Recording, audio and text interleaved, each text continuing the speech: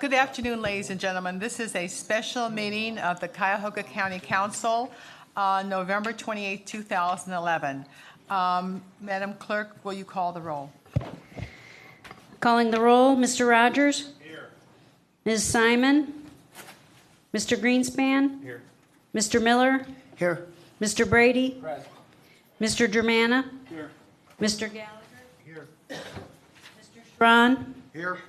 Ms. Conwell? Here. Mr. Jones? Here. Ms. Conley? Here. There is a quorum. For a pledge of allegiance, please.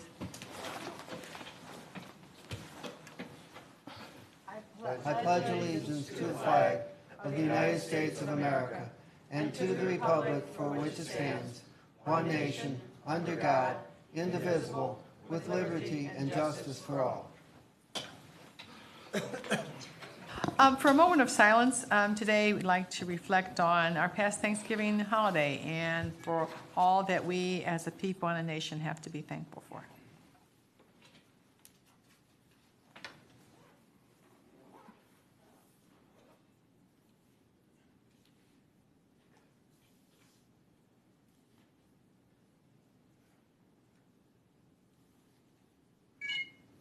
I'd also like to announce that our law director, Majid Makhlouf, is not here with us today because his wife is delivering another baby girl. We don't have any details, but congratulations to him. Has anyone signed in for public comment? No, Madam Chair, no one has signed in. All right, is someone here from the county executives? Good afternoon, Madam President and fellow members of council. On behalf of County Executive Ed Fitzgerald, I don't think he has any report to add for this meeting. All right, thank you. Ladies and gentlemen, this is a special meeting that was called for a very specific reason at the request of the county executive. We are here today for the consideration of just one item under suspension of the rules. And I assume then that before we read this, we should make a motion to suspend the rules pursuant to 12D and 9A. Mr. Miller? I move to suspend the rules. A move by Mr. Miller and seconded by Mr. Germana to suspend the rules. All those in favor indicate by saying aye. Aye. Aye. Opposed? All right, the ayes have it. We'll note the appearance of Ms. Simon. All right, we are here for item R2011-0328. Madam Clerk, would you read that for the record, please? A resolution authorizing an amendment to a depository agreement with Key Bank for deposit of public funds for the period August 24, 2009 through August 23, 2013 to change the scope of services effective December 1, 2011, authorizing the county executive to execute said amendment and declaring the necessity that this resolution become immediately effective. Move to adopt. Second. A move by Mr. Strawn and seconded by Mr. Jones. Just for the public, this is a request for a resolution that would alter the way in which the county collects income for taxes. So rather than mailing your check or for your county taxes, real estate taxes, the checks would be sent to a bank, which in this case happens to be Key Bank, and the administration feels that this would be a more efficient way to conduct county business. We then would have to approve a change in a contract regarding that. We have just fairly recently gotten information regarding this, and the purpose of this, one of the things before we have a vote on this, it's necessary for council to be fully advised of this situation. So I'm going to call on Mr. Steen, the fiscal officer. Is it Mr. Stensenbrenner? Mr. Steen's going to take the lead? Mr. Steen's going to take the lead and give us the basic information. Madam President? Yes, Mr. Miller. Before we do that, may I move the substitute resolution? Please do. Okay. Madam President, I would like to move the acceptance of a substitute resolution which has been submitted to all members.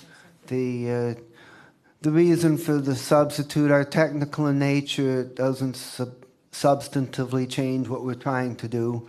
And if I can get a second, then I would ask Ms. Hurley from the Law Department to explain what the need is for the substitute resolution.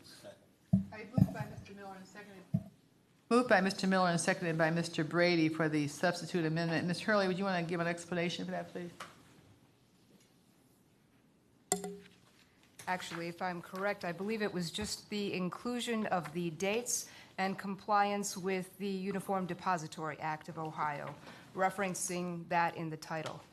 Yeah, it's my conversation with the clerk is that the change that only has to do with the title. There's no changes in the substance of the resolution. That is- only in the title. And the title did not comply with the other, with the body or something. That is absolutely correct. Okay, all right. So do we need to take a vote on that, on We the do. amendment? All right, all those in favor of the amendment indicate by saying aye. Aye. Opposed? All right, the ayes have it. The resolution is so amended as to the title. Mr. Steen.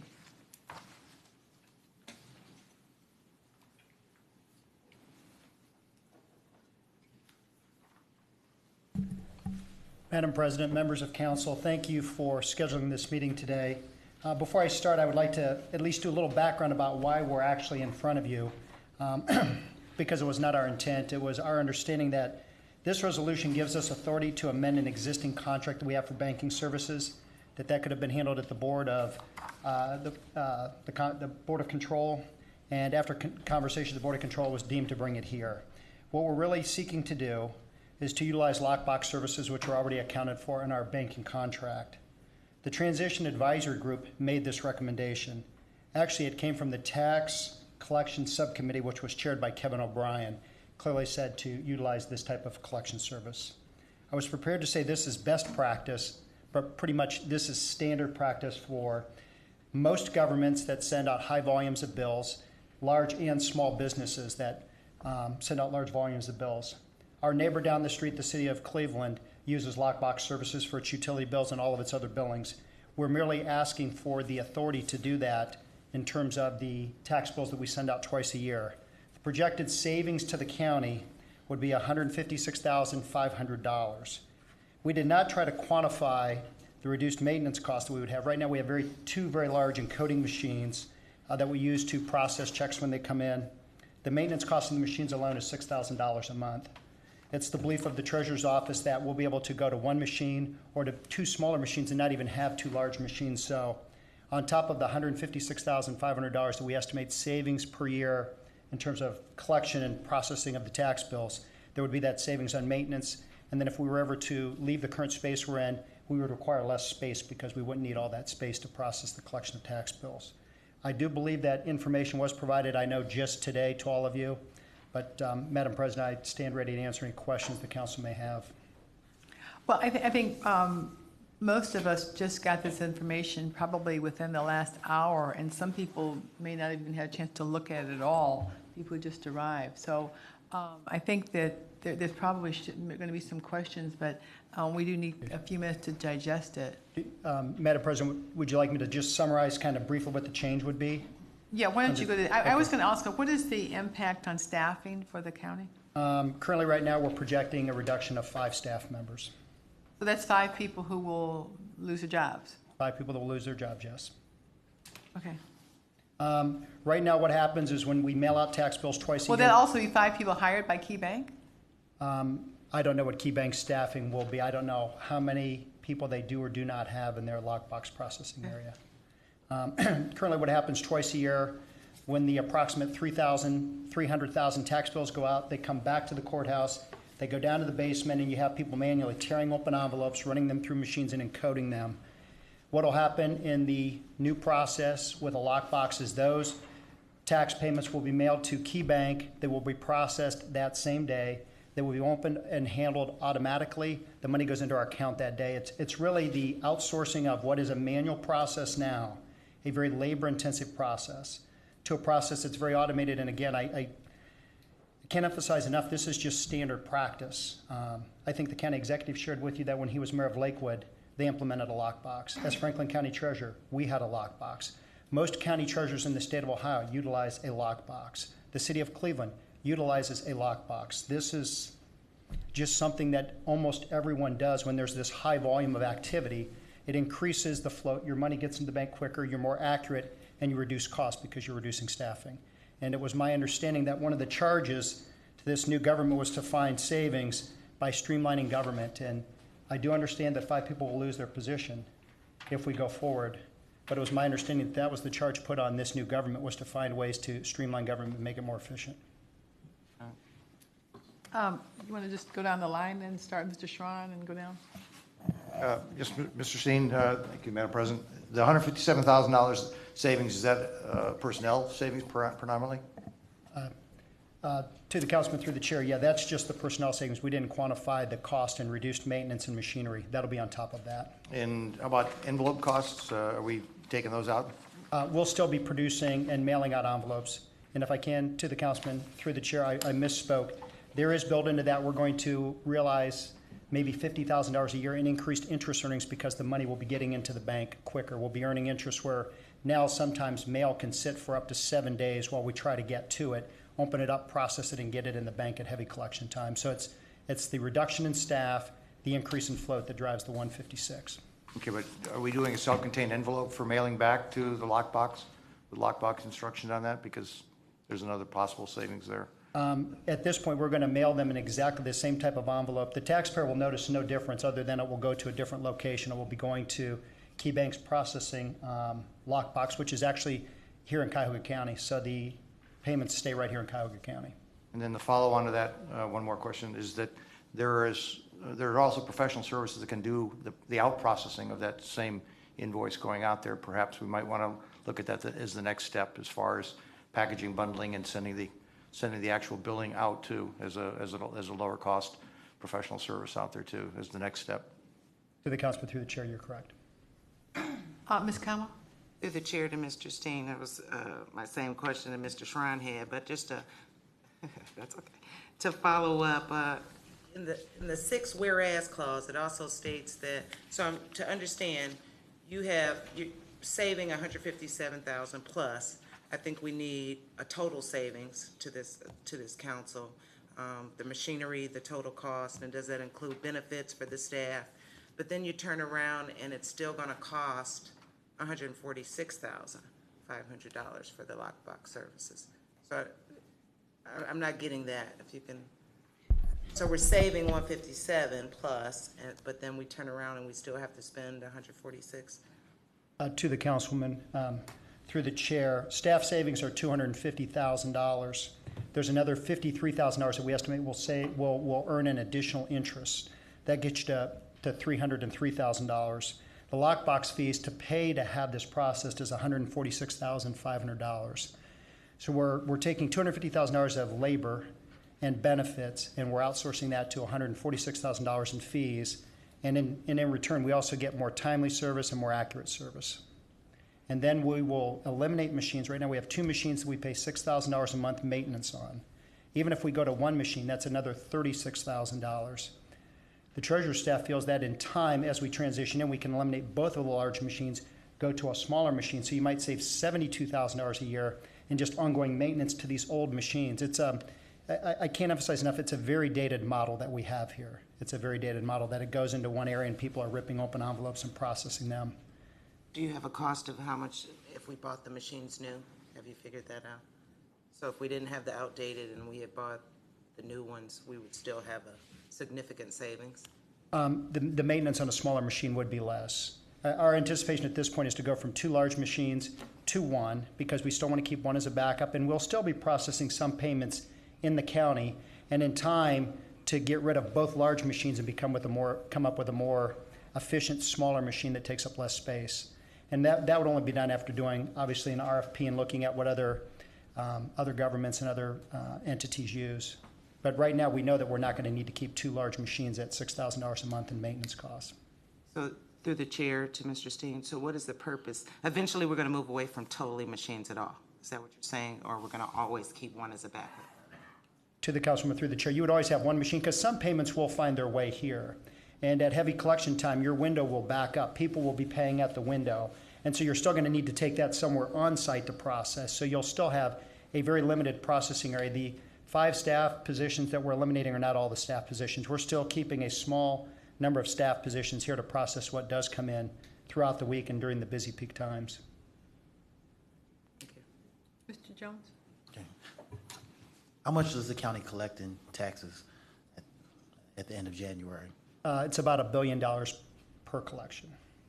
How does that come in? Do people obviously pay around the 23rd, 25th, and then the slow trickle off?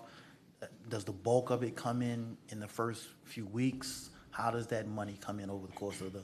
It actually 6 ramps up and it spikes toward the deadline. So our payment closes this coming year. The first half will end January 25th, which is a Wednesday, and you always do it Wednesday because it gives you a couple days runoff. So you'll see Monday, it'll start going like this Tuesday. By Wednesday, I'm sure many of you saw this last year in collections, there'll be lines throughout the building where people, and they'll be driving up and dropping off payments outside. We do outside pickup. But it leads up to that, Councilman. It leads up to that. The activity you don't see because it doesn't come in are mortgage companies that are holding escrows. We'll just do theirs will be a wire transfer. And they'll pick the date. Most of them obviously decide if the payments are due the 25th, they'll wire us the money on the 25th. We would love to get it earlier to get interest on that, but most of them wire their money the exact day that it's due. But it leads up to that collection day. You said there were a small number of staff being retained. What is that number? We plan on, to the councilman through the chair, our anticipation right now is to retain 3 staff. We currently have 8 downstairs that are processing, retain 3 staff members and eliminate 5 positions. Madam Chair, this was not put out to bid because it was an amendment to the Key Bank contract. Do you see it being put out for bid at the end of this contract, or do you expect to bid it out? To the councilman through the chair, yeah, we would bid it out. A little bit of history. In 2003, when the former treasurer bid banking services, lockbox was included. That was an option that was included in that 03 contract. And so all the vendors did actually give us lockbox pricing in 03. So it was something that was considered. It was just never put into place. My understanding, and I don't want to delve into the legal area, that contract was signed by the former treasurer. In 2008, our depository contract was signed by the Board of County Commissioners. And so we're amending the 2008 contract based on the advice of legal counsel. That's the contract that we should be utilizing versus one that was signed by the former treasurer contracting the county. And there was some other problems with the 03 contract that they thought amending the depository agreement, which we have a depository agreement also, was the better way to protect ourselves, knowing that when we bid out banking services again, we're going to ask everyone to give us pricing on lockbox collection, as they did in 2003. Thank you. Mr. Rogers? Thank you, Madam Chair. This is kind of an expansion of Mr. Jones's questions, and I'm just wondering, since we have 2 major times of the year where we're collecting taxes, and the volume is around those 2 dates, what are the 5 employees doing in that other time? To the council member through the chair, are you talking about currently? Currently, yes. Currently, not as much as they could or should be doing it. Again, most counties don't have this model because you have 2 peak periods, but you're staffing for those peak periods. So in the downtimes, there's just not enough work to go around. I think that's why the Transition Advisory Group, that's why the Tax Collection Subcommittee, all of them said this is something that the new government should do once they get established and in place. And so we're merely implementing those recommendations. And Madam Chair, just so I'm clear, people will still have an opportunity to drop off their payments here at the county administration building, or will everything be done through the mail now? To the council member through the chair, absolutely they can come here. And one of the services that we would like to utilize, we did it just with Key Bank, but other counties do this also, is that if you bank with an institution other than Key, you can go into that institution and pay your taxes there. So if you bank at PNC, they would collect your property tax payment and your tax bill and then send that to us. Again, it makes it easier it's all about making it as easy as possible for a taxpayer to pay their taxes. And so we're looking at entering into agreements with all of our depository banks to collect our tax payments. The other upside is that if less payments are being sent to the lockbox, the fee goes down because it's a per item fee. So under this contract with Key Bank, a person can go to any Key Bank branch and drop off their payment? Their Key tax Bank, payment? I'm sorry, to the council member through the chair. Yeah, Key Bank actually let us do that in the second half collection this year. They were the only institution because that was our main depository. Okay. we're hoping to expand that to all of the all of the banks, I should say, in Cuyahoga County that we have agreements with. Okay, thank you. But Mr. Steen, isn't the fact that we also get payments the whole year? We get payments, people who are making payments on their taxes and on a payment agreement, they're paying all the year. To the chair, correct. So they would be sending those, if they have a coupon payment, they would be sending it there. Some people walk in, some people come in once a month and actually pay with cash. Yeah, I just didn't want people to think that we're only getting these large pieces of money twice a year. We're getting money in all the time for people who make payments. To the chair, you're absolutely correct. And most recently with our effort on working with delinquent taxpayers and setting up payment plans, we have a large number of taxpayers that pay monthly. And many do come in person, and they come in cash. Given the nature of their work, they bring in cash to make their monthly payment with their coupon, and we're happy to take that. We're going to service the taxpayer any way we can to make it easier for them to pay their taxes. Ms. Simon? Thank you, Madam President. Just a, I guess, more clarification on best practice. And most of the counties in the state handle the tax payments this way, in this fashion? All of the larger counties and even many of the smaller ones. Some of the rural counties where you have a limited number of parcels, they might still collect them in-house. But I wouldn't want to try to emulate like a Meigs County. I think we want to emulate the larger counties. So best practice, it's more efficient, it's faster for the deposits, more interest collected or gained, more security, would you say? To the councilwoman through the chair, I guess it depends on how you define security. I would think it's more secure if you look at the operation at Key Bank. Not that we lose envelopes, but if you've been down in the basement area, there's large tubs of envelopes, and one could fall on the floor and get kicked around. I'm not saying that did happen, whereas I think the security at the Key Bank Processing Center is a little Never lost mine, always cashed it right away. But the controls at the Key Bank Processing Center are just a little bit tighter. I mean, this is what they do. All they do is collect money, collect checks, and process it. Okay, so overall, we're saving and gaining at the same time. In terms of the history, when this was originally, you said there was a contract that contemplated this action, and for whatever reason was never executed. Do we have any understanding of why this wasn't done before? To the councilwoman through the chair, I wouldn't want to guess the other treasurer's thinking. I do know that they requested the prices on that. They just never decided to go forward in 03, because in 03, the RFP in 03 called for lockbox pricing from all the vendors that bid. So it's been possible for the last 8 years that you could have done this, the county could have done this. Okay, well, this makes sense to me, and further, when I look at the lack of efficiency in the basement of the old courthouse, when we have hundreds and hundreds of files sitting there that could be processed a lot faster than manually. So I think next, for the next discussion, I'd like to see what sort of other options we have for that. All right, Ms. Conwell, you have another question before we go this side? Yeah, I just wanted to follow up on a point that Councilman Rogers stated. So what other job duties will the remaining 2 staff do throughout the year when it's not tax season? To the councilwoman, through the chair, you'll still have those ongoing. You have taxpayers that pay monthly. You have monthly payments that come in, and you'll notice that people come in and make child support payments and other payments that all have to be processed and deposited into the county's depository account. So there's still payments that come in every day. It's just the volume that comes in at that tax collection period, that 2 weeks leading up to the 25th and that 2 weeks leading up. I mean, what's really happened in simple terms is we've staffed ourselves to our peak period instead of staffing ourselves to what I would call a more base need, which is 3. And then outsourcing, when you hit that peak period, how do you address that need? All right, thank you. Mr. Brady? Yes. Outside of the cost savings and the efficiency issues that you've discussed, is there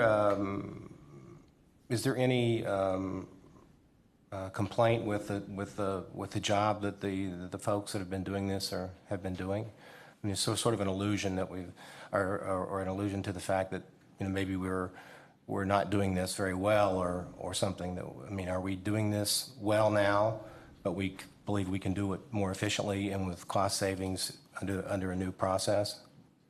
To the council member through the chair, correct. They work hard. I mean, one of the challenges we have, and one of the things we found in talking with Key Bank, is they run 2 shifts. So 8:30 to 4:30 is when checks come in and we can process them. They run 7 days a week, 2 shifts a day, guarantee every check they get that day gets deposited. So Councilmember, it really is an efficiency. Our employees they're good employees. It's just, it's not the most efficient way to do this process. Okay, so we're going to be laying off 5 good employees, and we have a good reason to. But nevertheless, that's what we're going to be doing. Will you be deciding out of the 8 people which 5 go and which 3 stay?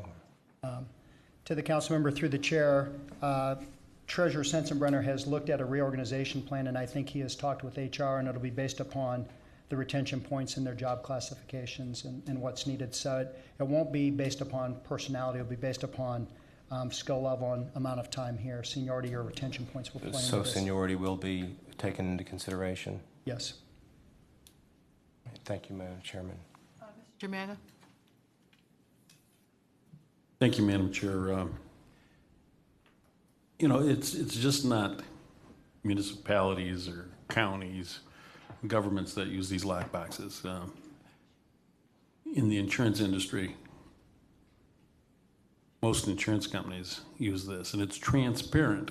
It's transparent. They think they're paying their premium to the company. They're paying it to the company through a lockbox. So I say this is a no-brainer. This is what we should be doing. I know this city of Parma has had this for years. So as small as, as big as city of Parma and other cities in the county are probably using lockboxes already. And with the collaboration, maybe we could get a discount for other cities to use KeyBank for lockbox use. Thank you, Madam President. Just a question that I've been involved in companies where we've used these before as well, but I'm just curious if you're able to realize additional savings with not having to purchase additional equipment, what have you, by when a person makes payment in-house, just bundle it and send it to the bank for processing. Is that something, we've done that in the past, is that something you've considered? So there's virtually no in-house processing whatsoever. It effectively looked as if the payment was mailed directly to the lockbox. To the council member through the chair, yeah, those are options. That's why we didn't try to calculate the savings on machinery, because we didn't know if we would stay with one large one, eliminate one large one, go to 2 small ones, not have any kind of machinery, but we will still be accepting payments, and so we'll need to have something on site. And I know the treasurer's staff, they looked at this as merely the first step, if given approval today to move forward, this first half collection to transition to this, and then come up with a longer range plan of how do we find even more efficiencies in terms of increased investment earnings because money gets into the bank quicker, and reduced maintenance costs and reduced staffing costs. So, Madam Chair, just a follow-up. So are one of the options you're looking at the ability to basically have the tellers collect the money here, not process it here, bundle it and deliver it to KeyBank that evening for processing? That's where I'm going with this, to further provide efficiencies and cost reductions to the county? To the council member through the chair, that would be one of the scenarios you'd look at in the future as you look at what your long-range plan is. If you just pretty much outsource everything you collect and then process at a different location, that is something you'd have to look at when you're doing cost-benefit analysis. Thank you.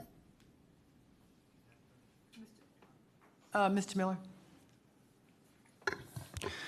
Madam President, Director, am I correct that under the current way of doing things that the checks are open and get to the bank on the same day most of the time, but that it's only during the peak periods prior to the collection deadline when it gets stacked up? To the council member through the chair, yes, if you were to use today as an example, my guess would be that all the checks we received today would get to the bank today, depending on when they come in and depending on when our cutoff is. If they come in at 4:20 or someone walks in and we've already closed for the day and they've transferred, that would go the next day, but that would be an isolated case. It's unfortunate that the peak period, again, if you think about it, $1 billion, and we collect about 95%, you're over $900 million, and a big chunk of that's coming in within a 10-day window. And that's really when you need to get that money into the bank. So that's really when we see that lag, council member. But like a day like today, not nearly as many dollars come in, so you don't have the lag. Director, Yes. do you get a little bit of a peak period the last day or two of the year as well for people wanting to get their payments in time to count it on the same year's taxes? To the council member through the chair, I haven't been here at the end of this year as the Franklin County Treasurer. Yes, we'll be mailing out tax bills sometime. You don't want them to get there Christmas Eve. Mine always comes in. I got accused of sending out Christmas cards, and friends told me that. So we're going to try to time it so that taxpayers will be receiving their tax bills this year around the 20th or the 21st, which gives them about 10 days. If they want to take advantage of making the tax deduction in this tax year, they would make their tax payment for property taxes and then deduct it. But that's a good observation. Yeah, we'll get busy on the 30th and 31st. Mr. Jimana? Madam Chair, just further comment on what I think is, it's no-brainer at all. The next generation is we're not going to be doing mailing, and insurance companies are going to that. There's a lot of people that don't have checking accounts anymore. They just have got debit cards, credit cards, and you could pay online by using that number. That's probably the next generation, so that you don't have to rely on the post office and whatever postage is going to go up. They're getting rid of Saturdays. It just makes sense. Most companies are avoiding mailing things and doing it electronically. I think, and there'd probably be people out there who would like to pay their taxes by credit card, so they could get points for travel, whatever is out there these days. All right, is there any other further discussion? I'm sorry, Mr. Shrine. Thank you, Madam President. Just going back to the bidding process on this award, this was done in 2003, is my understanding? Yeah, to the council member through the chair, my understanding was in 2003 an RFP was put out for banking services and a contract binding the county was signed by Treasurer Jim Mercakis. It's the law department's belief that he didn't have the authority to bind the county. A depository agreement was entered into between the county, signed by the county commissioners and Key Bank, along with other depositories in 2008. So that is the agreement that we look at as the one that we're amending. But all of the pricing from all of our institutions was built into that 2003 bid, and Key Bank's lockbox pricing was there, and it was the most competitive. When we bid again, we'll clearly get lockbox pricing from all of the vendors and factor that into the decision on who the county uses for its main depository. So they have held price, Key Bank has held price from 2003 to going live in 2012? To the council member through the chair, I would have to ask Treasurer Sensenbrenner. He pulled the price sheet and actually sat down with Key Bank and worked through the pricing, which got us to the $146,000. So I don't want to say to an item that price held, but he pulled it out and they walked through what the pricing was then and what the charge is going to be now. Well, the reason it becomes relevant is whether or not that constituted, it was tantamount to a bid at that point in time for purposes of 2008, or should it have been reviewed? I mean, was there an escalator clause that they already had built into it, in which case, from the law director, that required us to go out and look at whether that pricing was competitive in today's market? To the council member through the chair, it's my understanding that the 2008 contract did undergo an RFP process. Am I not correct? You are correct. Okay. Is your question? No, to include pricing? Because I just was alluded to that the pricing is a 2003 pricing, which is, you wouldn't find many companies that were going to hold price for 9 years. Correct. Councilman and Madam Chair, if I can, I'll ask Treasurer Sensenbrenner to talk about the pricing that he worked through. Thank you, Mr. Steen. Rich Sensenbrenner, County Treasurer. To the council member through the president. As I understand it, and this is from my work since I started in compiling all the information I can get my hands on. In 2003, there was a comprehensive RFP that all the banks, or many of the major banks, all bid upon. And there was a selection committee of various people around the county. And based on that RFP of comprehensive banking services, which included lockbox, an award was given to Key Bank. In that contract that was awarded in 2003, signed by the then treasurer, it specifically stipulated, as well as other services, for lockbox service. At that time, the treasurer, and even up to this day, decided not to take advantage of that service. Now, I do not have the specific pricing of that 2003 contract, because the contract, even it allowed for services, various banking services to be provided. However, in that contract that was signed back in 2003, there was never a pricing sheet attached that I am aware of. But certainly the service of lockbox was a part of that RFP process. In 2008, the treasurer went out for, it wasn't an RFP, it's what I would term a bank survey. It wasn't a full-fledged RFP. Various banks were encouraged to submit or reply to the treasurer's request for services and pricing. In that review that was then done by the treasurer back then, it included a price schedule, which did include pricing for various services, including lockbox. Now, at that point, based on that survey, the treasurer indicated and communicated to Key that based on this survey, they would continue services with Key Bank. But again, even though lockbox was included in that response by Key Bank, it was never effectuated, and they had a price for it. And so that, in that, I would term as a 5-year contract that will expire in 2013, if my math is correct. Now, what we will do is a comprehensive RFP for all banking services, as Mr. Steen indicated, in 2012 for a contract in 2013, which will again include all prices in there, including lockbox and EFT and every other service they provide. For this amendment, we went to Key, and Key provided a pricing schedule. Okay, that pricing schedule didn't line up exactly with what they responded to in 2008, in the 2008 survey. And I'm going to say it's because what they provided now is a much more exacting schedule, because lockbox services isn't just a simple line, we get one check in, and here's what we'll charge per envelope we get in with a check. I mean, there's various other costs, like the transmission of electronic data back and forth between the bank and us. So what we have is basically an award in 2003 where all banks competitively responded, and Key was determined the winner based on that. But lockbox was never effectuated. Now, so many years later, we are effectuating that based on a proposal of, I guess you could say, a refined proposal with Key Bank has submitted. We've indicated we'd like to turn on the service. They've submitted their what you would say is their revised pricing sheet.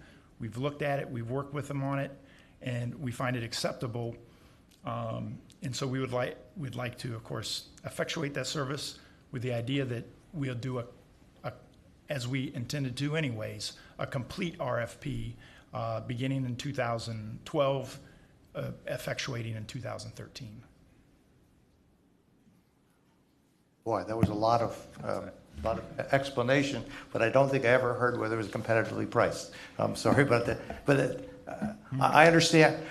I'll ask just a real pointed question. Do you believe that it would withstand a protest by any other bank as far as if we receive the best price for this service? Because lockbox is a divisible service. You don't have to buy, you can buy one service and not another service. We all know that you don't have to buy that. I understand the mechanics of the 2003 were adopted. I understand the mechanics of the 2008. It's just the pricing. All I would want to make sure is that we would be able to withstand a challenge from anybody else saying that there was not it doesn't sound like a competitive RFP completely done on the pricing component. The mechanics, yes, but the pricing component doesn't sound like that was in place. To the council member, through the council president, I want to say it was a competitive RFP process, which price and service were both important, not just price. And yes, I believe, and in discussions with the law department, I can absolutely agree, state that yes, I believe it would withstand that scrutiny. Fine. Mr. Miller? Madam Chair, to the Director of the Treasurer, since the lockbox really didn't go through a full competitive process, but I know you want to get started, you know, and I'm wondering whether anything, consideration was given to doing something like doing the lockbox contract through August 23rd of 2012, and then do a competitive bid just for lockbox for a one-year contract to take you through August 23rd, 2013, which is when the general banking services contract ends, and then during that second year, then you would do the comprehensive bidding for lockbox services, and that would get you into competitive bidding for lockbox at a much earlier time. Have you thought about anything like that? To the council member, through the president. In fact, we'd thought about doing lockbox with KeyBank just for this first collection and then competitively bidding that. Understand you're going to competitively bid next year a full RFP in 2012 for 2013. So you would be asking banks to just bid on this one piece and then do a comprehensive proposal. We can go either way. As one who's worked with banks, I think most of them would say, if I've got a chance to get your business for 5 years, I'm going to focus my effort on that 5-year proposal and not worry about this one little piece of lockbox. There are economies there. I don't want you to believe they don't make money, but there's not a lot of money to be made on one. They make money on volume by having multiple businesses that use them. And so our request is to allow us to utilize them until we fully bid out the full RFP again. But if it's the desire of council, we would be glad to go for an RFP after the first half collection. Would that then require a motion to amend this existing ordinance, Mr. Miller? Or if That would require an amendment. I don't know about anybody else, but I'm willing to let them go to 2013. Okay. Any other discussion? All right, Mr. Brady? I do have a concern about the fact that this is not competitively bid. But I'm willing to support your initiative nonetheless. And you know, we just got this information within the last couple of weeks, so and some of the information we just got today, and then we were scrambling around on Wednesday, you know, setting up the special meeting. So I think council indicates their concern and wants to work with the administration in terms of getting these things done properly. But you know, sometimes we'd like a little bit more lead time if when, you know, when possible. Is there any other unreadiness, or are you going to call for a roll call vote?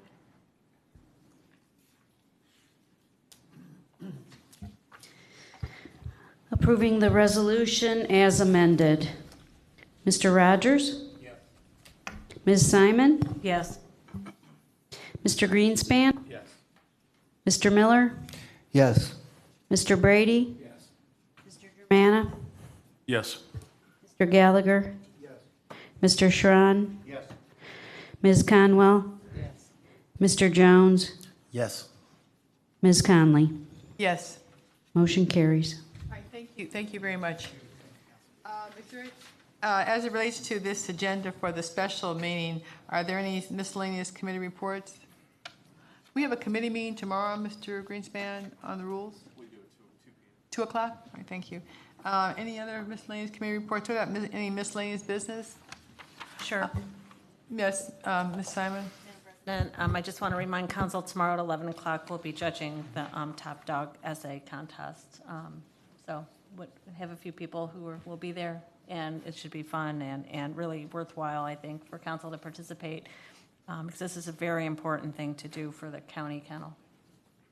All right, we will be continuing with our committee of the whole in just a few minutes. I'd like to indicate that we have a regular meeting on December 6th at 6 p.m., and our final regular meeting of the year will be on December 13th.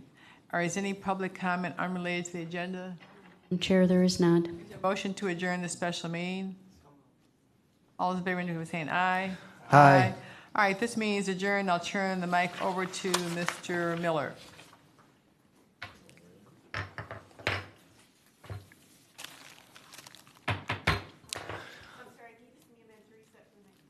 Okay.